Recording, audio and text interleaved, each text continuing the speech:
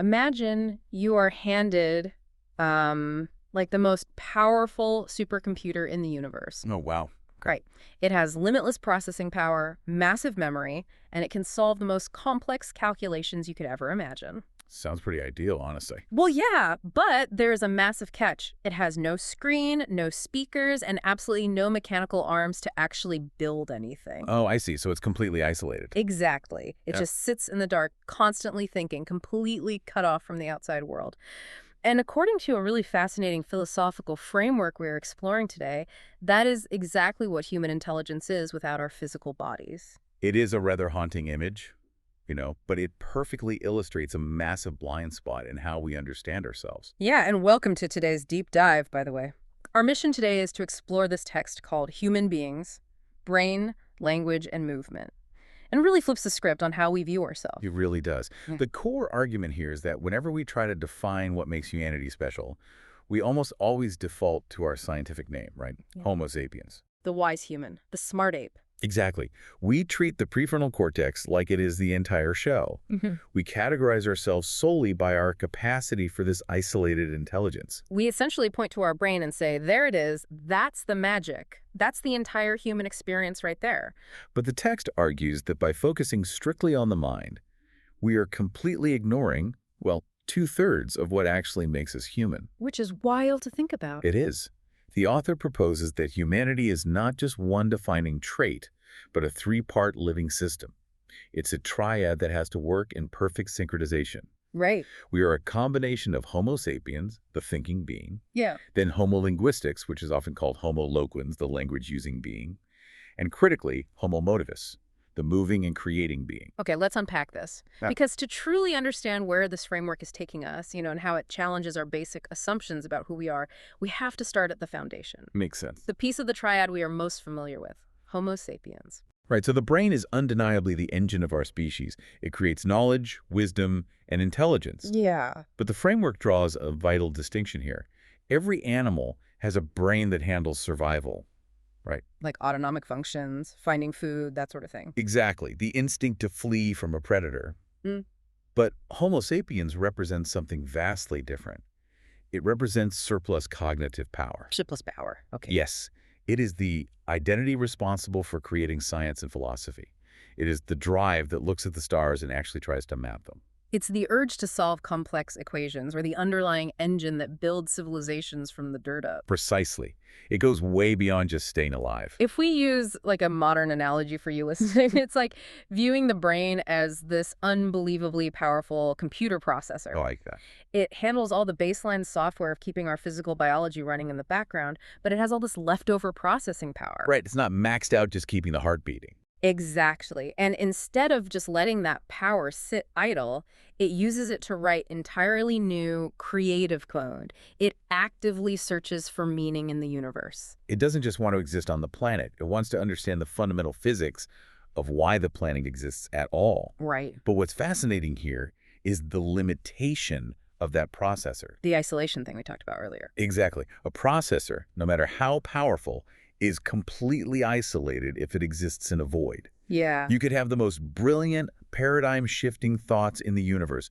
You could mentally solve the theory of everything. But if those thoughts are entirely contained within the electrical synapses of your own brain, they are trapped. They are completely trapped. The meaning you have searched for and found cannot leave the confines of your own skull. It is the ultimate tree falling in the forest problem, isn't it? It really is. I mean, having brilliant thoughts doesn't build a civilization if you can't get those thoughts out of your head and share them. You need a network. Right, you need a network to export the data, which feels like the natural friction point that forces us into the second part of this triad, the bridge out of the void.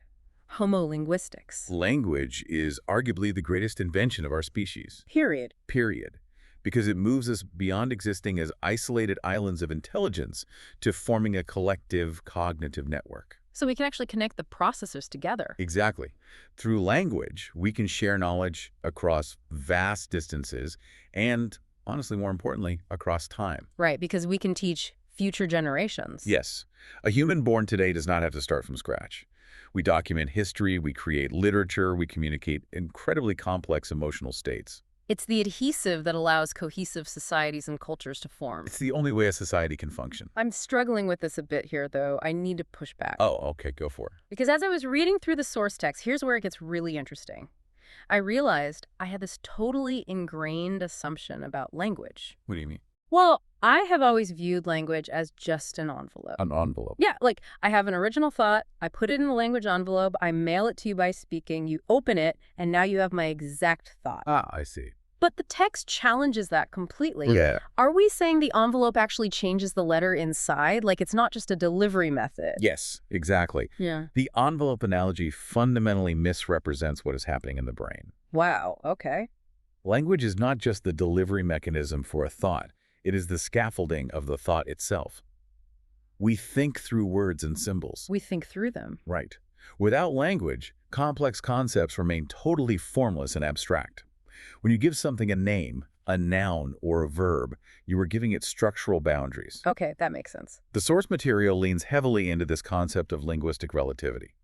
Different languages literally create different ways of seeing the physical world. That is wild. The vocabulary and grammatical structures available to you dictate how you are mechanically able to conceptualize reality. Wait. So if I don't have a word for a specific type of regret or a specific subtle shade of a color, my brain literally struggles to perceive that it even exists. The brain struggles to process and categorize it, yes. That completely breaks my mental model of how thinking works. It's a big shift, I know. Consider how certain languages require you to specify the direction you are facing north, south, east, west, just to say a basic sentence like, hello. Really? Just to say hello? Yes.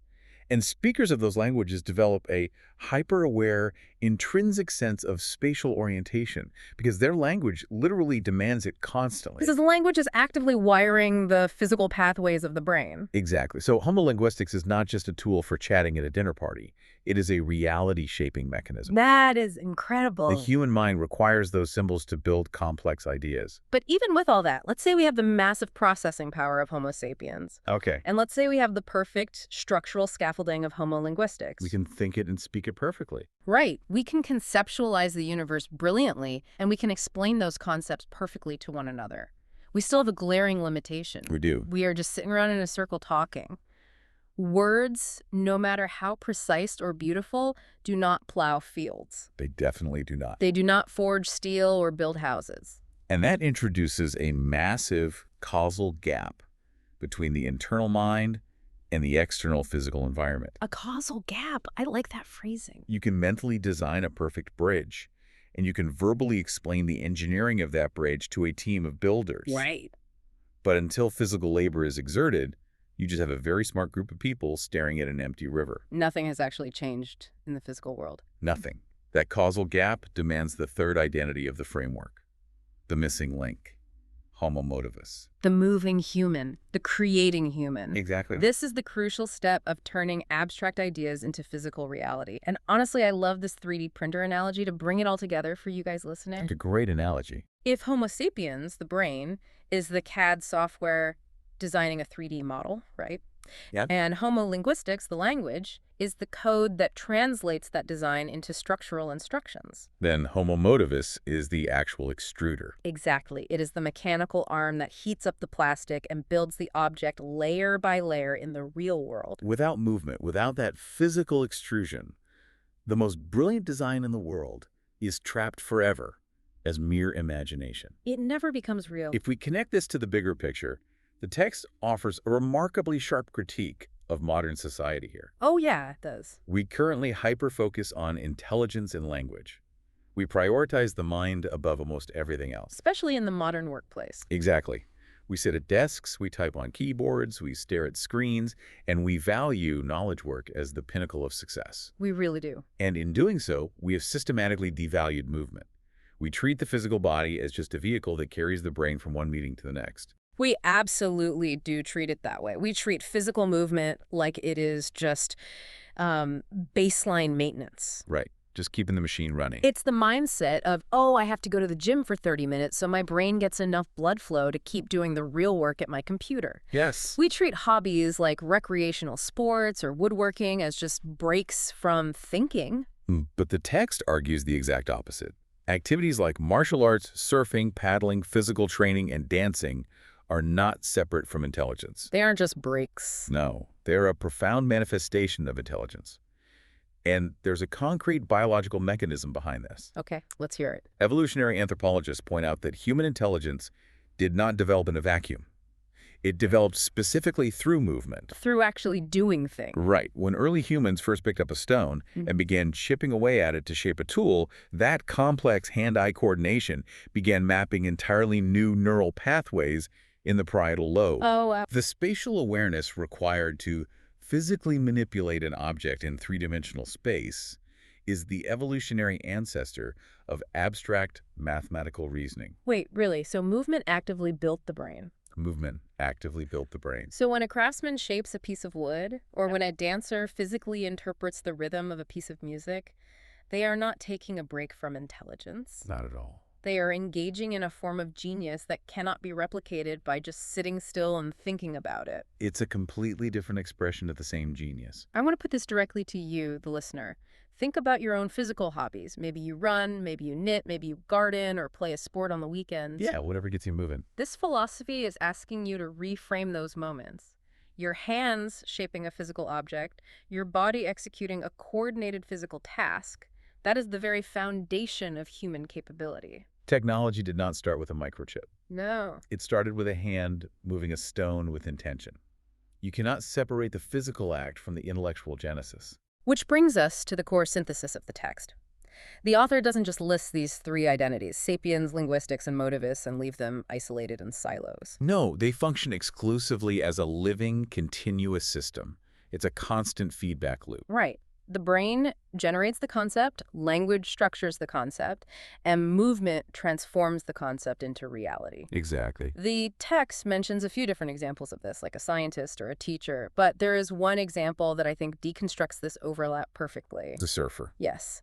Let's look closely at the surfer. The surfer is an ideal representation of the triad in simultaneous action.